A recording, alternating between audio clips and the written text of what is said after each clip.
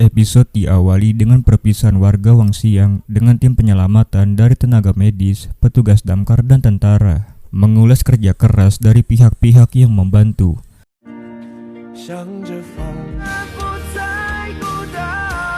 Saat akan keluar, Songyan melempar bunga ke Susin yang dia dapat dari warga dan mereka saling melambaikan tangan.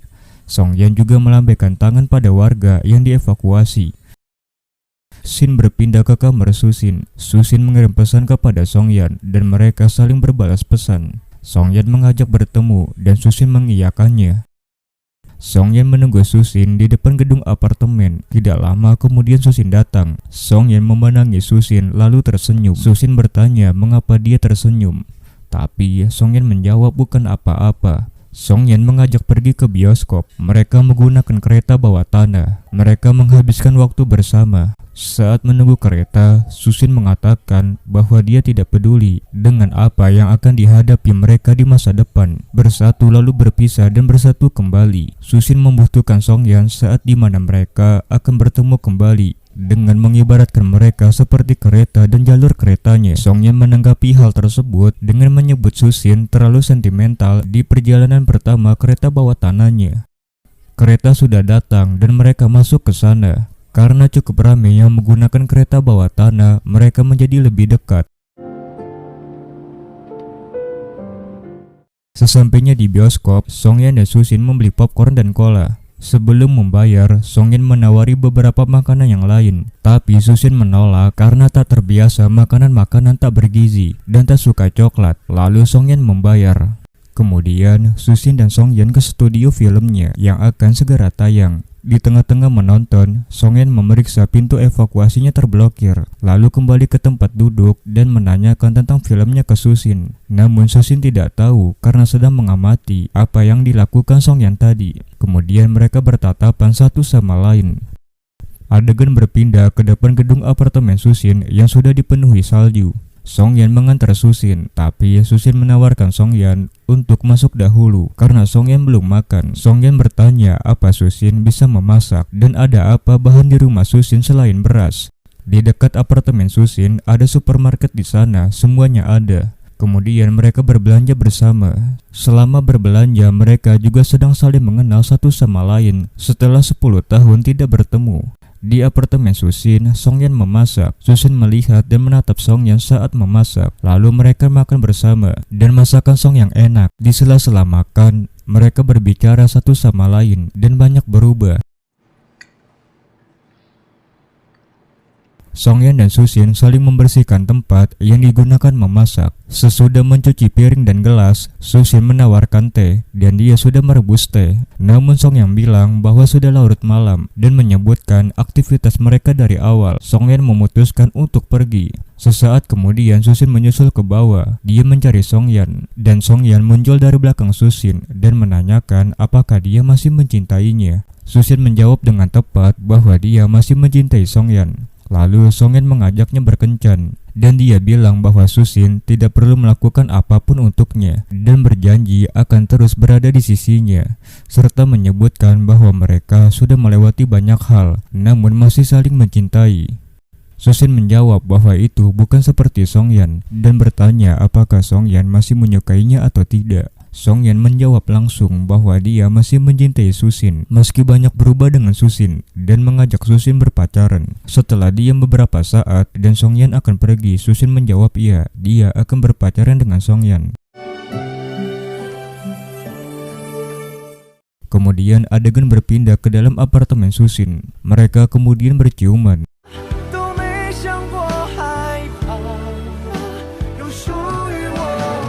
Esok harinya di markas damkar, ada beberapa staf damkar yang mengalami PTSD atau gangguan stres pasca trauma. Giang Yu menjelaskan kepada para staf agar selalu mendukung dan menghabiskan waktu bersama rekan-rekan kerja lainnya. Di apartemen Susin, mereka bangun dengan perasaan bahagia dan berpelukan sambil melihat pemandangan di luar. Lalu mereka sarapan bersama.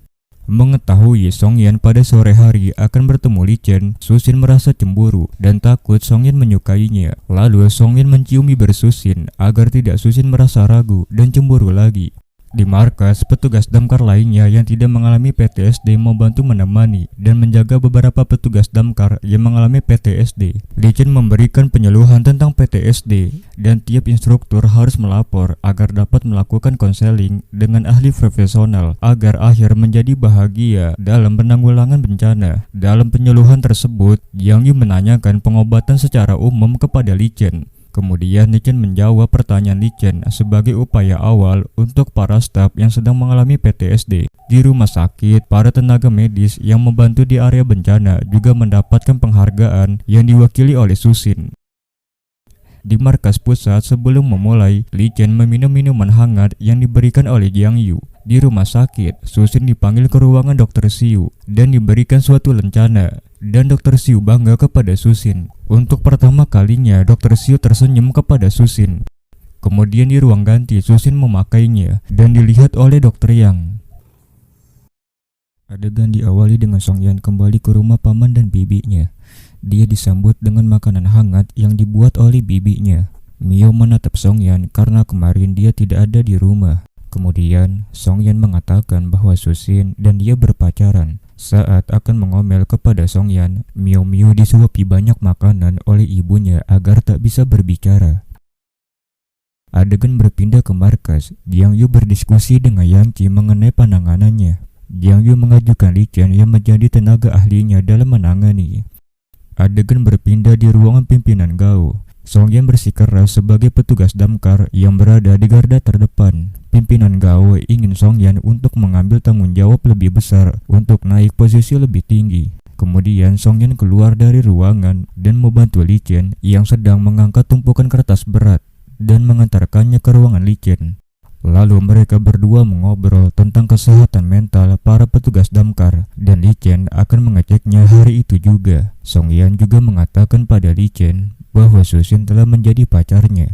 Licin memberi selamat, kemudian Song Yan berterima kasih. Licin membicarakan status sosial antara mereka berdua. Song Yan menjawab bahwa Susin tidak bisa meninggalkannya. Lalu Song Yan pergi meninggalkan ruangan. Di rumah sakit, Susin mengecek ponselnya menunggu pesan masuk dari Song Yan, tapi tidak ada pesan dari Song Yan. Di markas damkar, Jiang Yi sedang berolahraga basket. Jiang Yu mendatanginya dan mengajaknya bicara. Jiang Yi terus mengatakan jangan mengkhawatirkannya. Namun, Jiang Yi berbicara mengenai kesehatan mental, lalu mendengarkan cerita kesulitan Jiang Yi. Jiang Yu memberikan kata-kata positif untuk Jiang Yi. Kemudian, mereka bermain basket bersama. Di apartemen, Susin menunggu pesan dari Song Yan, tapi tidak ada kabar sama sekali. Kemudian, Susin mengirim pesan duluan. Lalu mereka saling bertukar pesan. Song Yan akan ke apartemen Susin dalam waktu 10 menit untuk menemui Susin. Susin bersiap untuk keluar. Saat bertemu, Song Yan menjahili Susin. Kemudian mereka ke parkiran mobil. Song Yan memberi dan mengajari Susin untuk jaga-jaga jika Susin terjebak dalam mobil. Di markas damkar, Licin memberikan konsultasi kepada staf yang terdampak PTSD. Setelah selesai, Jiang Yu mengantarkan Licin dan memberikan kartu ucapan kepada Licin.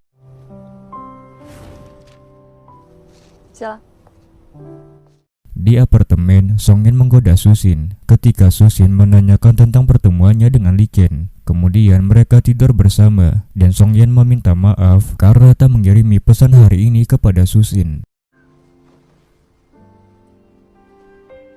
Esok harinya di apartemen Yan Chen ingin sarapan, namun serealnya habis dan mengingat Susin di supermarket waktu itu. Adegan berpindah di apartemen Susin. Susin dan Song Yan bersiap-siap untuk berangkat kerja. Saat melihat cermin, Susin mengingat luka di bahu Song Yan semalam dan memeluk Song Yan dari belakang serta mengatakan bahwa itu seperti luka tembak. Kemudian Song Yan mengalihkan pembicaraan dengan memeluk Susin dan mengajak berangkat kerja. Di rumah sakit, staf menjahili Susin karena lebih terlambat dari biasanya.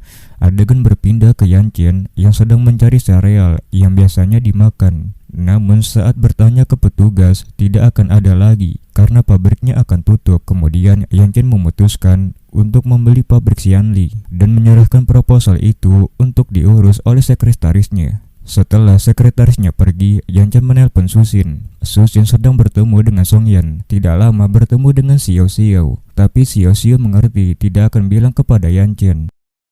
Malam harinya, Yan Chen kebar dan dihampiri oleh Xiao Xiao dan mengajak ngobrol Yan Chen yang sedang merasa lesu. Kemudian Yan Chen mencari Yezi dan menanyakan pada Xiao Xiao karena hari itu Yezi tidak ada. Adegan berpindah ke kamar Yan Chen. Dia mengamati kupu-kupu yang tersusun rapi di kamarnya. Lalu adegan berpindah ke Yezi dan teman-teman kampusnya tidak sengaja di tempat yang sama bertemu Yan Chen. Miao Miao juga mengenalnya. Lalu Yezi pergi menghampiri dan menyapa Yan Chen. Kemudian Yan Chen membelikan Yezi dan teman-temannya kopi. Yezi datang ke teman-temannya dengan membawa kopi yang dibelikan Yan Chen. Adegan berpindah ke ruang rapat investasi. Yan Chen tampak lusuh selama rapat. Setelah rapat selesai, Yan Chen ke ruangan ayahnya dan berdiskusi ingin terlibat dalam urusan grup. Adegan diawali dengan Song Yan kembali ke rumah paman dan bibinya. Dia disambut dengan makanan hangat yang dibuat oleh bibinya. Mio menatap Song Yan karena kemarin dia tidak ada di rumah. Kemudian Song Yan mengatakan bahwa Susin dan dia berpacaran. Saat akan mengomel kepada Song Yan, Mio disuapi banyak makanan oleh ibunya agar tak bisa berbicara. Adegan berpindah ke markas. Jiang Yu berdiskusi dengan Yang Qi mengenai penanganannya. Jiang Yu mengajukan Li Chen yang menjadi tenaga ahlinya dalam menangani. Adegan berpindah di ruangan pimpinan Gao. Song Yan bersikeras sebagai petugas damkar yang berada di garda terdepan. Pimpinan Gao ingin Song Yan untuk mengambil tanggung jawab lebih besar untuk naik posisi lebih tinggi. Kemudian Song Yan keluar dari ruangan dan membantu Li Chen yang sedang mengangkat tumpukan kertas berat dan mengantarkannya ke ruangan Li Chen. Lalu mereka berdua mengobrol tentang kesehatan mental para petugas damkar dan Li Chen akan mengeceknya hari itu juga. Song Yan juga mengatakan pada Li Chen bahwa Susin telah menjadi pacarnya. Li Chen memberi selamat, kemudian Song Yan berterima kasih. Li Chen membicarakan status sosial antara mereka berdua. Song Yan menjawab bahwa Susin tidak bisa meninggalkannya. Lalu Song Yan pergi meninggalkan ruangan. Di rumah sakit, Susan mengecek ponselnya menunggu pesan masuk dari Song Yan, tapi tidak ada pesan dari Song Yan. Di markas damkar, Jiang Yi sedang berolahraga basket. Jiang Yu mendatanginya dan mengajaknya bicara. Jiang Yi terus mengatakan jangan mengkhawatirkannya. Namun, Jiang Yu berbicara mengenai kesehatan mental, lalu mendengarkan cerita kesulitan Jiang Yi. Jiang Yu memberikan kata-kata positif untuk Jiang Yi. Kemudian, mereka bermain basket bersama. Di apartemen, Susan menunggu pesan dari Song Yan, tapi tidak ada kabar sama sekali. Kemudian, Susan mengirim pesan duluan. Lalu mereka saling bertukar pesan. Song Yan akan ke apartemen Susin dalam waktu 10 menit untuk menemui Susin. Susin bersiap untuk keluar. Saat bertemu, Song Yan menjahili Susin. Kemudian mereka ke parkiran mobil. Song Yan memberi dan mengajari Susin untuk jaga-jaga jika Susin terjebak dalam mobil. Di markas damkar, Li Chen memberikan konsultasi kepada staf yang terdampak PTSD. Setelah selesai, Jiang Yu mengantarkan Li Chen dan memberikan kartu ucapan kepada Li Chen.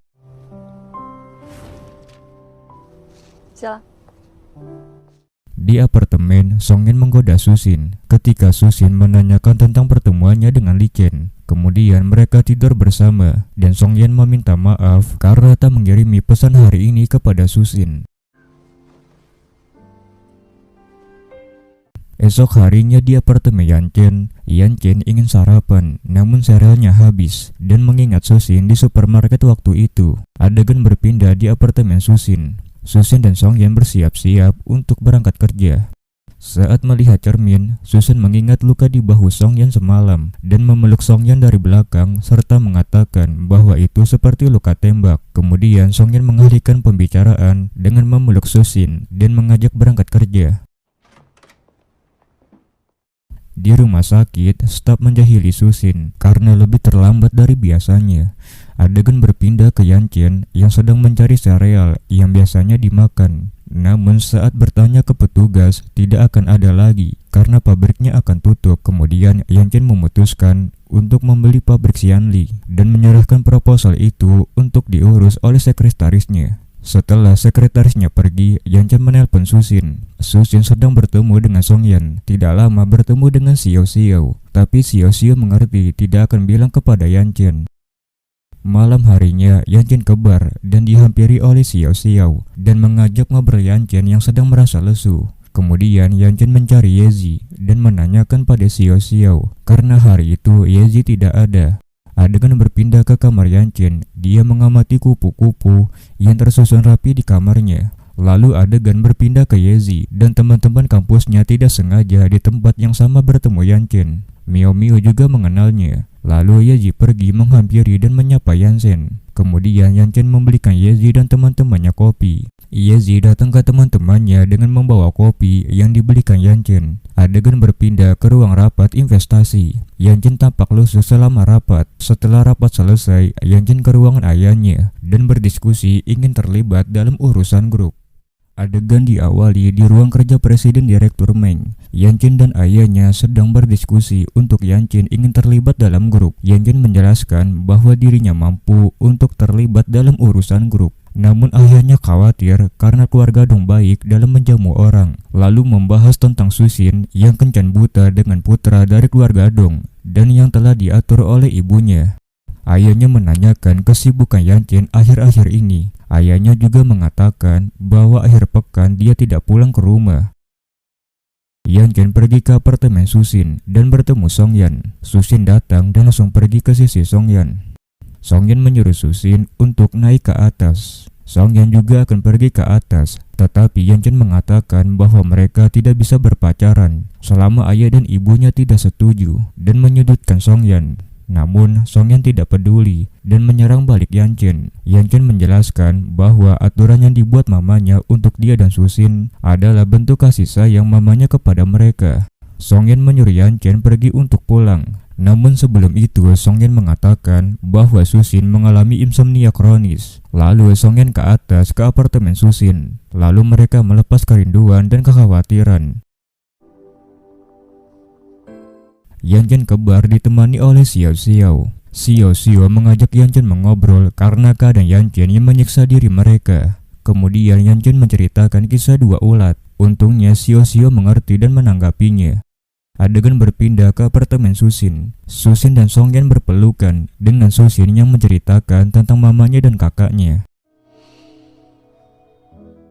Di bar Yanchen, Yeji mengantarkan air hangat. Namun Yanchen ingin minum alkohol. Lalu Yeji mengambilkannya, tetapi ditegur oleh Xiao Xiao. Xiao Xiao memperingati Yeji, kemudian memecat Yeji. Yeji menangis kemudian berganti pakaian untuk menjadi supir pengganti untuk Yanchen. Dalam perjalanan mereka mengobrol, namun Yanchen muntah di tengah-tengah perjalanan. Yeji memarkirkan mobil ke tepi dan mengobrol dengan Yanchen. Saat itu Yanchen meneteskan air mata.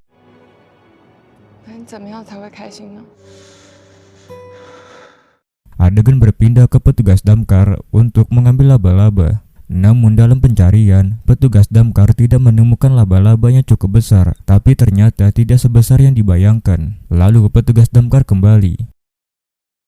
Dalam perjalanan di lampu merah, Jiang Yu melihat pacar Gezeng yang sedang bekerja di polisi lalu lintas. Gezeng cukup malu menyapanya, kemudian diwakilkan oleh Dapeng. Lalu mereka mengobrol singkat.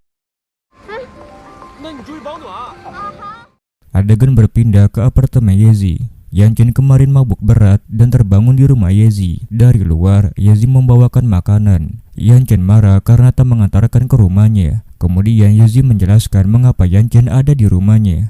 Kemudian Yanchen pergi menggosok gigi di kamar mandinya Yeji. Kemudian makan bersama dengan Yeji.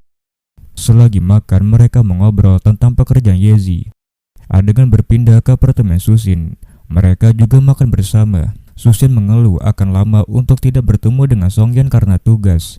Lalu Susin menerima panggilan dari ibunya. Ibunya menyuruh pulang akhir pekan ini karena sudah 1 bulan tidak pulang ke rumah. Setelah kembali ke meja makan, Susin mengatakan bahwa dia harus pulang malam ini.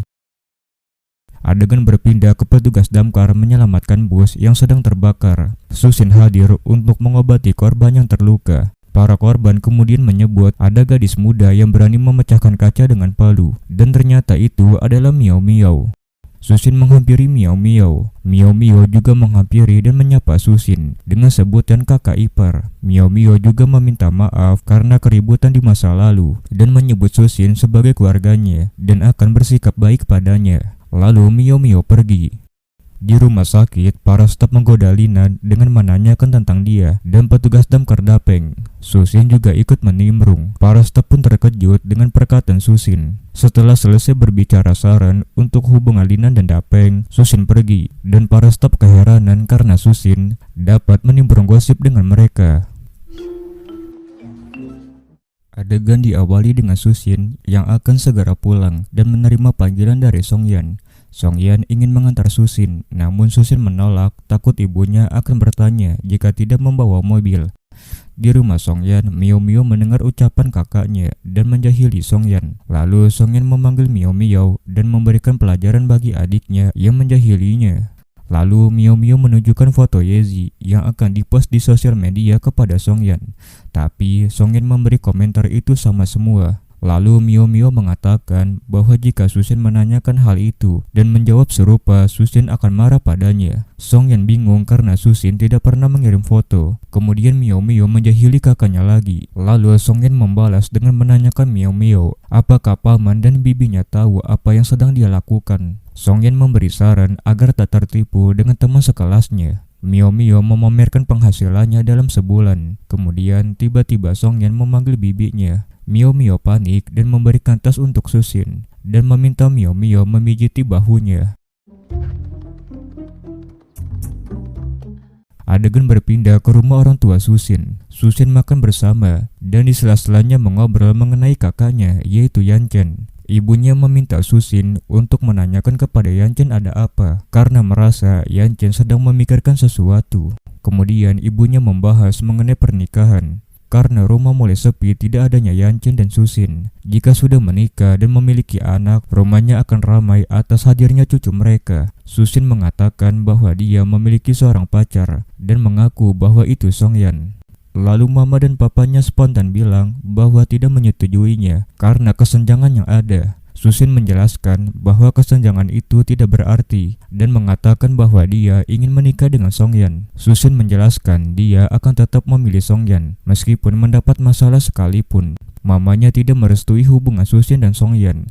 Dan jika Susin berani, dia harus kehilangan mama, papa, dan Yanchen. Kemudian Susin memberikan seluruh fasilitas yang diberikan oleh papa mamanya. Susin kemudian meminta maaf kepada ayahnya dan mamanya. Kemudian dia menjelaskan bahwa dia tak memiliki pilihan lain selain itu. Lalu Susin pergi dari rumah orang tuanya. Dari atas, mamanya melihat Susin pergi dari rumah. Mama Susin mengatakan agar tidak terlalu khawatir karena Susin tidak akan bertahan dengan keluarga itu, serta meminta suaminya untuk mendukungnya kali ini. Di rumah Songyan, Songyan dan bibinya sedang menonton TV dan membicarakan Mio Mio karena mengurung diri di kamar. Kemudian bibinya ingin berbicara tentang Songyan dan Susin. Bibi dan pamannya tidak keberatan akan hubungan mereka, tapi khawatir dengan Songyan yang berada di tengah-tengah masalah yang serius karena masalah keluarga di masa lalu. Kemudian Songyan meminta maaf kepada pamannya atas kejadian di masa lalu. Lalu Mio Mio masuk ke rumah. Songyan kemudian mendapat panggilan dari Susin dan segera menemuinya. Setelah bertemu, Susin dan Songyan langsung berpelukan. Susin bilang bahwa dia tidak ingin kembali ke rumah itu. Kemudian Songyan membawa Susin ke rumahnya. Sesampainya di rumah Susin, Songyan memberikan 2 kunci untuk kunci depan dan satunya kunci kamar. Di dalam rumah, Susin disambut hangat oleh paman dan bibi serta Mio Mio. Di meja makan, di waktu makan bersama, Songyan memberitahu bahwa Susin akan pindah ke rumah dan mereka akan menikah. Mendengar hal tersebut, keluarga Songyan sangat bahagia dan mendukung sepenuhnya. Lalu paman Songyan ingin membuatkan meja rias untuk Susin. Di kamar Songyan, Songyan dan Susin tidur bersama dan bermesraan selayaknya sepasang kekasih. Besok paginya, Songyan memasak untuk Susin dan keluarganya, dan terjadi kehangatan keluarga di meja makan.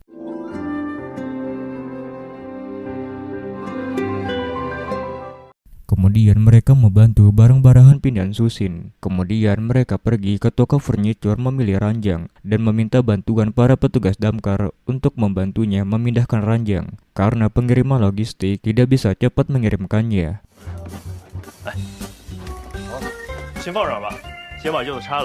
Setelah itu, Susin dan Songyan membersihkan bersama-sama. Tapi Songyan tidak membiarkan Susin bekerja terlalu capek. Malam harinya Songyan akan kembali ke markas damkar dan mereka berpelukan serta berciuman sebelum Songyan pergi. 好啦，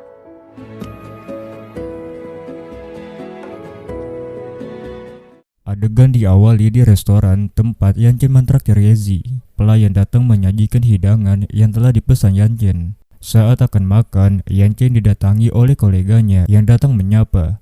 Yanchen memperkenalkan Yezi sebagai adik temannya. Koleganya meminta waktu Yanchen sebentar untuk membahas bisnis dan izin kepada Yezi. Koleganya menjelaskan tentang bisnisnya. Kemudian, Yanchen bertanya kepada Yezi apakah bisnis itu menguntungkan. Lalu Yezi mengatakan pendapatnya. Kemudian kolega Yanchen menyangkalnya dan menjelaskan bahwa bisnis adalah bisnis. Yanchen mendukung pendapat Yezi mengenai bisnis tersebut. Koleganya kemudian memanggil pelayan dan bermaksud membayar tagihan makanan Yanchen dan Yezi. Namun Yanchen sudah membayarnya di awal pemesanan. Kemudian koleganya pergi karena tak bisa berkata apa-apa lagi. Lalu Yanchen menyuruh Yezi makan dan mereka mengobrol soal bisnis tadi. Yanchen sengaja melakukan hal itu karena ingin memperingati Yezi tentang niat Yezi untuk mengoperasi plastik wajahnya. Meskipun Yanchen tak mengakuinya dan Yezi mengatakan akan berdamai dengan wajahnya. Saat akan makan, Yanchen mendapatkan pesan dari Susin dan izin pamit pergi kepada Yezi dan beralasan ada kepentingan mendadak. Yanchen pergi ke rumah sakit dan menemui Susin di depan rumah sakit. Susin membawakan obat untuk ayah dan ibunya. Mereka mengobrol tentang kehidupan Susin dalam berangkat dan pulang kerja dari rumah sakit. Setelah tidak memakai mobil untuk pulang pergi, Susin menjelaskan bahwa dia naik kereta bawah tanah untuk pergi dan pulang, serta dia telah belajar sepeda. Yanchen memberikan tawaran akan membantunya jika mengalami kesulitan. Yanchen memberikan obat itu kepada ibunya di rumah yang sedang merangkai bunga. Yanchen berusaha membujuk ibunya tentang Susin, namun ibunya tidak bisa dibujuk dan yakin Susin akan kembali setelah mengetahui Songyan orang seperti apa. Setelah gagal membujuk ibunya untuk membiarkan Susin, Yanchen izin untuk ke atas. Kemudian tidak lama ibunya menelpon Susin meminta ditemani untuk berbelanja dan menyuruhnya untuk pulang serta makan malam di rumah. Susin menerima permintaan ibunya. Setelah itu, Susin mengirim pesan kepada Songyan bahwa dia tidak bisa berakhir pekan bersama Songyan. Songyan yang ada di rumah sudah menerima pesan itu dan ditelepon oleh Miao Miao. Miao Miao mengatakan tentang hubungan Songyan dan Susin yang terhalangi oleh orang tua Susin. Susin dan ibunya yang sedang berbelanja tas dan pakaian sambil meminum teh di ruangan VIP. Adegan berpindah ke Songyan dan Miao Miao. Songyan membelikan tas untuk Susin dan donat untuk Miao Miao. Songyan meminta tolong kepada Miao Miao jika hingga saat nanti dia tak bertemu dengan Susin untuk memberikannya kepada Susin. Kemudian Songyan mampir ke toko kosmetik untuk membelikan sepaket lipstik untuk Susin. Sepanjang itu Miao Miao terus berbicara dan memprotes Songyan. Di sisi lain, Susin dan mamanya pergi dari toko belanja dan dalam perjalanan keluar mall, ibunya memperingati Susin jika dia bisa memperlakukan ibunya semaunya, maka dia juga bisa memperlakukan Susin semaunya. Di luar mall, ibunya dan Susin dijemput oleh Han Yan. Saat akan memasuki mobil, Miao Miao memanggil Susin dengan sebutan kakak ipar, ditemani oleh Songyan di sampingnya. Han Yan menanyai Miao Miao karena tadi dia memanggil Susin dengan sebutan kakak ipar. Miao Miao menjelaskan bahwa Susin adalah pacar kakaknya Songyan. Namun, ibunya Susin mengatakan sebaliknya. Tapi Susin mengatakan bahwa dia sudah punya pacar dan menunjuk Songyan. Ibunya mengatakan bahwa mereka bertengkar dan sudah putus. Miao Miao menanyakan kebenarannya kepada Susin. Susin menceritakan awal bagaimana pacaran dengan Songyan sambil menatap Songyan serta mengatakan perasaannya kepada Songyan di hadapan ibunya dan Han Yan serta Miao Miao. Songyan menggandeng tangan Susin dan memberi salam kepada ibu Susin. Ibu Susin memanggil Susin dengan maksud menyuruh pulang bersamanya. Namun Susin menolak dan memilih bersama Songyan dan Miao Miao. Setelah itu Songyan memeluk Susin, tidak peduli ada Miao Miao melihatnya. Besok paginya di rumah Songyan, Susin menelpon Songyan untuk bertukar rindu. Kemudian Susin berangkat kerja menggunakan sepeda dan menaiki kereta bawah tanah. Songyan dan tim damkar lainnya bertugas melakukan penyelamatan di gedung yang terbakar.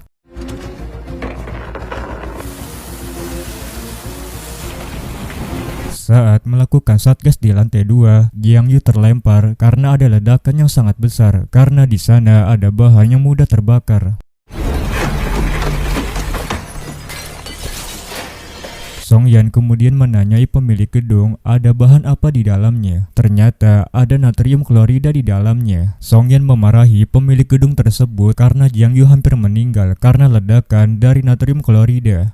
Lalu para anggota tim lainnya berusaha memadamkan api. Malamnya di markas, Song Yan berpatroli dan bertemu Jiang Yu yang sendiri. Jiang Yu menceritakan apa yang dipikirannya. Song Yan berusaha menghiburnya atas kecemasan Jiang Yu dengan motivasi. Pagi harinya, saat Susin akan masuk ke rumah sakit, terjadi keributan. Susin menanyakan pada Linan di ruangan ganti. Ternyata ada dokter yang menolong pasien, tapi tidak selamat. Susin berkomentar bahwa itu bukan salah dokter Yang dan memberi saran untuk keluarga mengajukan observasi dan keluhan. Para staf juga ikut berkomentar atas masalah yang menimpa dokter Yang. Dokter Yang ada di balkon rumah sakit didatangi Susin dan menceritakan dokter IGD di luar negeri yang pernah menerima kasus seperti dokter Yang. Dokter Yang mengatakan bahwa dokter IGD itu mirip dengan Susin yang berdarah dingin dan tak berperasaan. Susin menjelaskan alasannya mengapa tidak boleh bersedih terlalu lama karena banyak pasien yang menunggu dokter Yang perlu didatangi. Dokter Yang kemudian tersenyum dan mengatakan bahwa dia akan terus mengingat perkataan Susin. Lalu mereka berbincang tentang pendapat Susin sebelumnya. Lalu dokter Yang menceritakan kejadian persisnya pasien yang gagal ditangani. Pasien tersebut meninggal karena tidak tepat waktu untuk diselamatkan karena keluarganya menunda-nunda keputusan.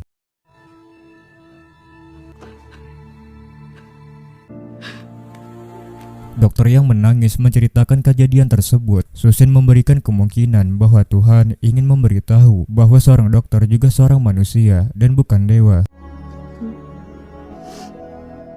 Adegan berpindah di rumah Jiang Yu yang sedang makan bersama keluarganya. Ibunya mengkhawatirkan Jiang Yu atas kejadian kemarin. Ayahnya mendukung Jiang Yu sepenuhnya. Di rumah sakit, keluarga dari pasien yang gagal diselamatkan oleh dokter Yang ada di atap rumah sakit untuk melompat. Petugas damkar datang ke rumah sakit untuk berusaha membujuk mereka. Adegan diawali dengan para petinggi di rumah sakit polisi dan tim damkar membujuk keluarga Lirong. Keluarga Lirong ingin mendapatkan kompensasi atas kematian Lirong. Suami Lirong mengancam bahwa akan melompat. Namun tiba-tiba Susin datang dan mengatakan bahwa suami Lirong tidak akan melompat. Suami Lirong melihat-lihat ke bawah. Susin mengatakan bahwa jika melompat dia tidak akan mati dan hanya patah tulang atau tidak bisa berjalan seumur hidup. Akan tetapi keluarga korban tetap meminta kompensasi. Susin menjelaskan bahwa kematian Lirong bukanlah kesalahan dokter Yang, serta menjelaskan biaya untuk mendidik dokter menjadi dokter hebat. Susin memprovokasi suami dari Lirong dengan menyebutnya sebagai laki-laki yang tak kompeten dan malah memanfaatkan kematian istrinya. Provokasi tersebut berhasil untuk turun sendiri di atap. Susin kemudian diminta untuk mengikuti Wakil Direktur Liu. Wakil Direktur Liu memarahi Susin karena perilaku impulsif yang dilakukannya, tapi tidak menghukum Susin.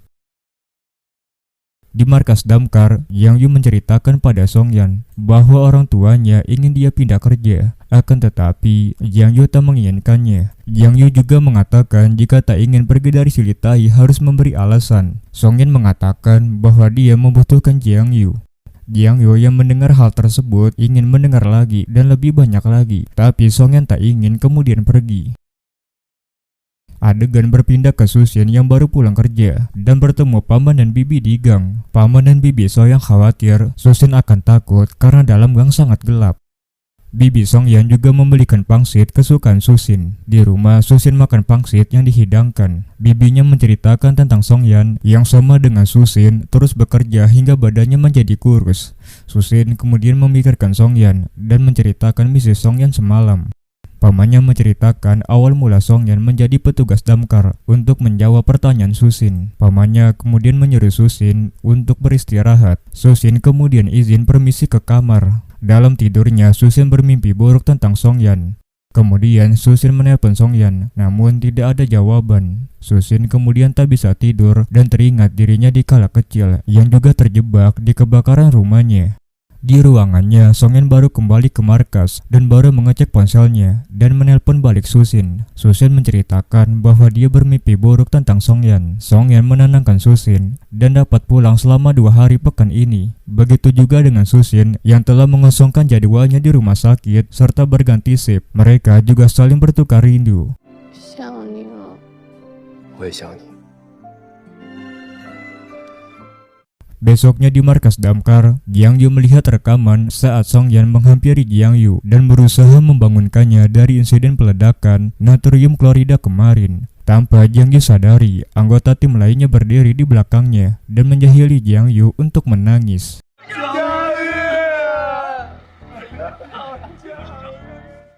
Di rumah sakit, para staf membicarakan tentang candaan pasangan yang diubah versi tenaga medis. Adegan berpindah di markas damkar yang mendapat panggilan untuk melakukan misi. Mereka bergegas untuk berangkat ke lokasi. Di rumah sakit juga sibuk menangani korban yang terracuni. Di lokasi, petugas damkar berusaha untuk menghentikan luapan gas beracun yang bocor. Saat akan keluar, Songyan terkena semburan gas karena pipa yang kendor. Kemudian Songyan mengencangkannya, lalu keluar dengan selamat. Di rumah sakit, para korban yang terpapar cyanida tidak bisa diselamatkan. Namun saat akan ke area dekontaminasi, Songyan pingsan karena terpapar cyanida. Jiang Yi yang membereskan pakaian yang baru dipakai, ternyata ada yang berlubang. Segera Songyan dilarikan ke rumah sakit. Susin sendiri yang menanganinya. Susin berusaha sekuat tenaga untuk menyelamatkan Songyan.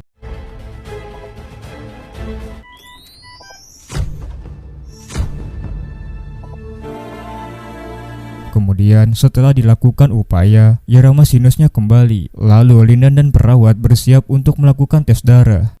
Di ruang rapat sedang berdiskusi mengenai keadaan Songyan. Songyan yang berbaring di rumah sakit, Susin memarahi Songyan karena kejadian ini dan kebohongan Songyan ketika dia berkata tidak maju di garis terdepan. Sebelum pergi, Susin menangis dan mengatakan bahwa dia tidak ingin Songyan menjadi pahlawan. Kemudian Songyan memeluk Susin.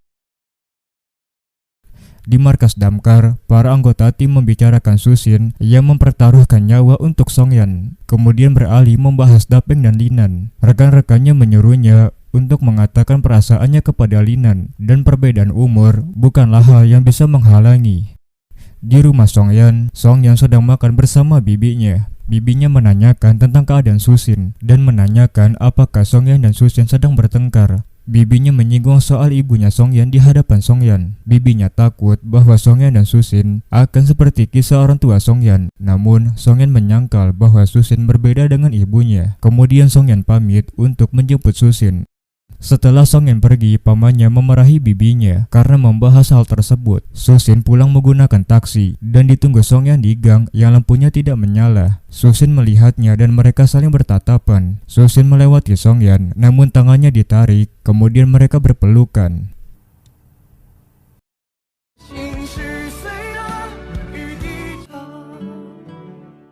Adegan diawali dengan Songyan dan Susin berpelukan. Kemudian, Songyan mengajak Susin makan berdua saja. Songyan mengajak Susin duduk di taman dan minum alkohol, serta makan bersama. Mereka mengobrol tentang pekerjaan mereka. Susin menceritakan tentang paman dan bibinya yang menjemputnya saat pulang bekerja, dan mengungkapkan bahwa dia bahagia tinggal di rumah Songyan bersama keluarganya, serta menyukai keluarga Songyan. Lalu Susin berdiri dan mengatakan jika Songyan tidak ada, maka keluarga Songyan tidak ada hubungannya dengannya. Jika Songyan tidak ada, maka dia sendirian. Susin menggambarkan bahwa jika tidak ada Songyan, maka dia juga tidak ada. Lalu Songyan memeluk Susin yang mengatakan itu dengan menangis. Songyan mengatakan bahwa pekerjaannya akan berubah, namun waktunya belum ditentukan. Songyan menjelaskan sejak tahun lalu, dia menyusun penyelesaian dan peningkatan dalam menjalankan misi. Kemudian mereka berpelukan kembali di bawah bulan sabit yang indah. Songyan membawa pulang Susin dengan menggendongnya dan membawanya ke kamar dan membantu melepaskan pakaian tebal dan mengusap tubuh Susin yang kotor dari luar.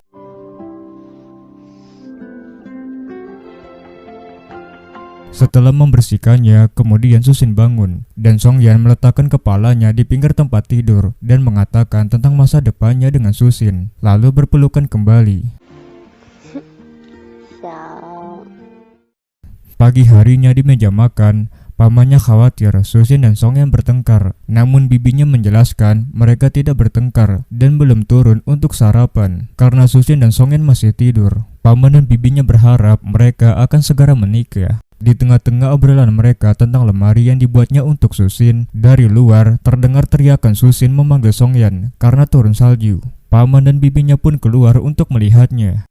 Susin dan Songyan pergi ke atas dan bermain salju. Di bawah, bibi mengajak paman untuk masuk ke rumah. Adegan berpindah, Susin dan Songyan berjalan-jalan dan membeli ikan serta mengobrol tentang masa depan. Jika di masa depan sudah memiliki rumah, lalu mereka pulang. Lalu berganti latar waktu. Di rumah Songyan, Susin ikut membantu dalam merayakan tahun baru di rumah Songyan, yang dimana sudah menjadi rumah baginya. Di markas damkar juga merayakan tahun baru dengan makan-makan. Jiang Yu juga membagikan angpau dengan syarat membacakan puisi. Namun, malam harinya juga merayakan dengan makan-makan bersama untuk merayakan tahun baru. Jiang Yu pulang ke kampung halaman untuk menemui ibunya di restoran. Jiang Yi berpura-pura menjadi pelanggan. Saat ibunya melihat Jiang Yi, langsung memeluk Jiang Yi. Di sisi lain, damkar mendapatkan misi di salah satu gedung karena kuncinya tidak bisa digunakan dan membantu menempelkan kata keberuntungan Cina di atas pintunya. Setelahnya, para petugas kembali sesudah makan satu buah jeruk pemberian nenek yang dibantu.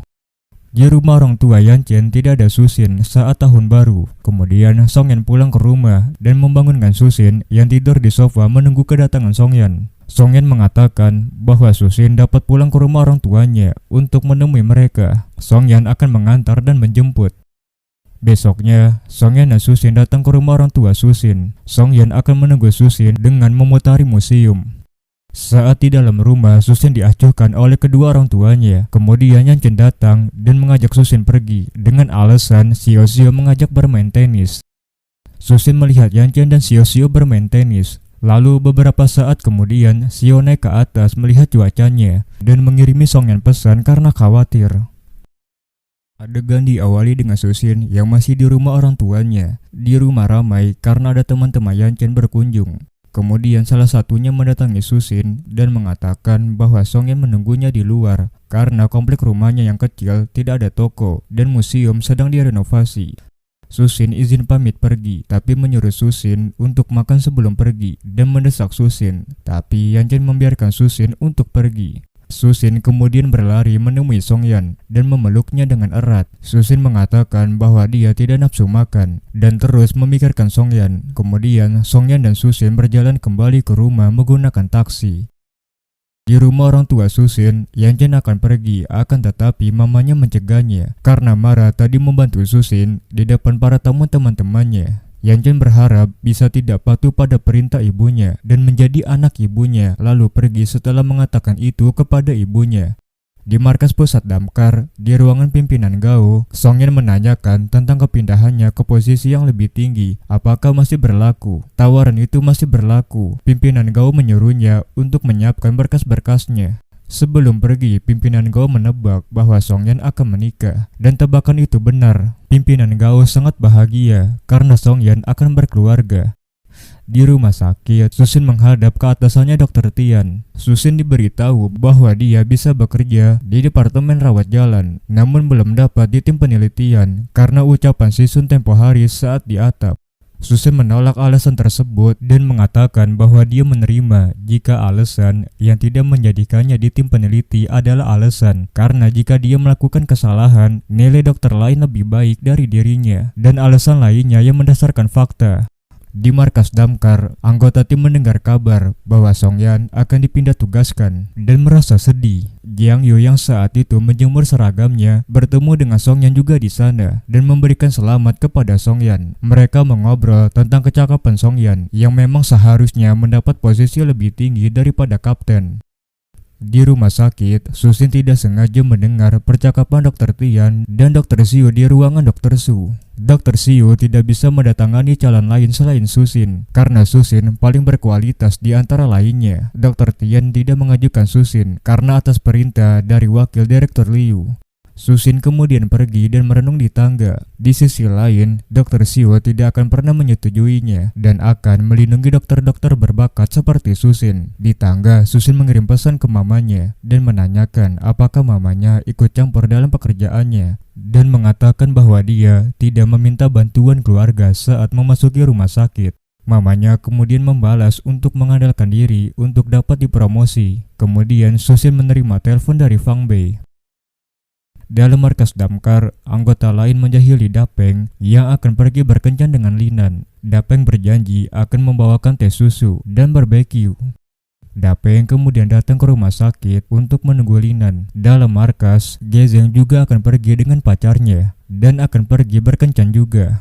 Kencan Dapeng tidak berjalan mulus karena Linan yang bilang tiba-tiba ada urusan keluarga mendadak. Namun Dapeng akan mengantar Linan hingga halte bus. Dalam perjalanan, Linan mengatakan bahwa mereka tak cocok karena perbedaan umur mereka dan karena Linan lebih tua dari Dapeng. Namun Dapeng meminta kesempatan.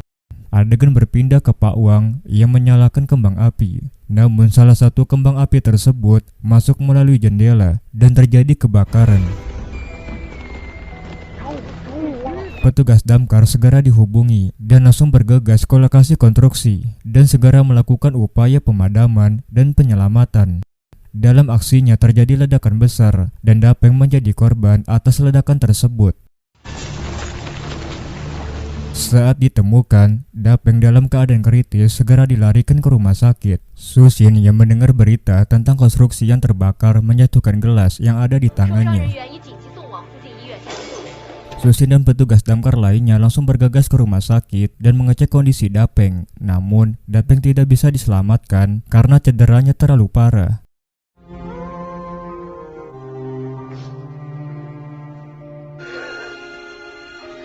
Linan yang baru sampai menangis sejadinya. Adegan diawali di rumah sakit di mana petugas damkar menangis karena kehilangan Dapeng. Linan juga menangis sejadinya.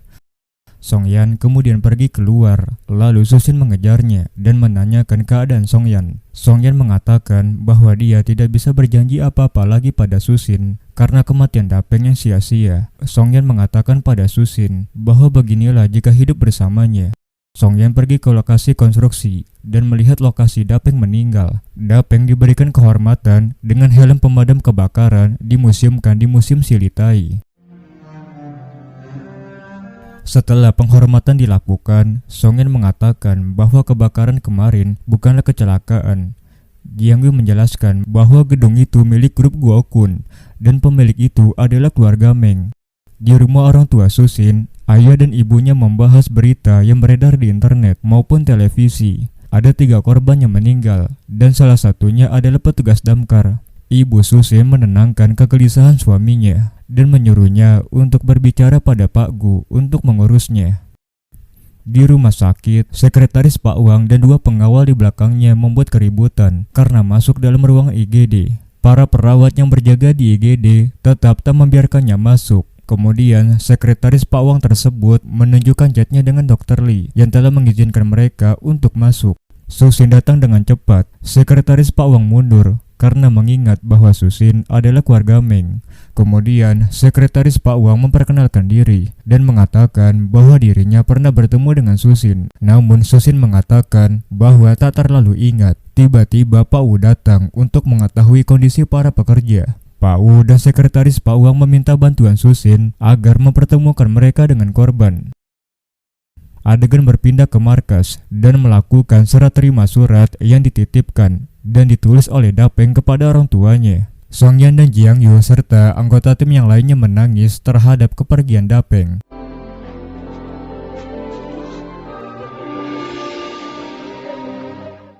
Di markas, Yang Cimara melihat komentar di sosial media yang menyalahkan tim damkar, lalu mengadu pada Jiang Yu. Jiang Yu menjelaskan sedang diadakan investigasi oleh organisasi dan hasilnya akan segera keluar. Di ruangannya, Song Yan sedang mengerjakan laporan kebakaran milik grup Gokun dan didatangi oleh Jiang Yu. Jiang Yu mengatakan banyak orang yang mencaci mereka. Setelah itu, Jiang Yu membahas Susin kepada Song Yan. Namun, Song Yan takut mengecewakan Susin. Di ruangan ganti rumah sakit, dia melihat Linan yang sedang berdiri di wastafel dan menyesali tak mengatakan pada Dapeng saat terakhir bertemu. Linan membasuh mukanya terus-menerus kemudian menangis. Adegan berpindah ke taman. Songyan dan Susin membicarakan tentang kasus kebakaran di mana gedung itu milik warga Meng. Songyan akan mengatakan yang sebenarnya dan itu dapat merugikan sang pemilik. Susin tidak bisa berkata apa-apa. Songyan hanya menjelaskan tugasnya. Songyan mengatakan bahwa ada banyak orang yang menemuinya dan mengatakan untuk tutup mata, tapi Songyan tidak bisa. Susin kemudian mengatakan tidak langsung bahwa dia mendukung keputusan Songyan. Kemudian Songyan memeluk Susin dari belakang. Kemudian mereka membahas tentang banyak yang dipertaruhkan dalam insiden ini, termasuk Dapeng yang meninggal di usia sangat muda. Kemudian Susin mengkhawatirkan masa depan mereka, khawatir dengan Songyan yang dapat terjadi ke depannya. Kemudian mereka berbincang sambil menatap dan Songyan meminta maaf karena telah menyeret Susin ke dalam masalahnya dan berjanji akan mengurus permasalahan itu serta tidak mengecewakan Susin.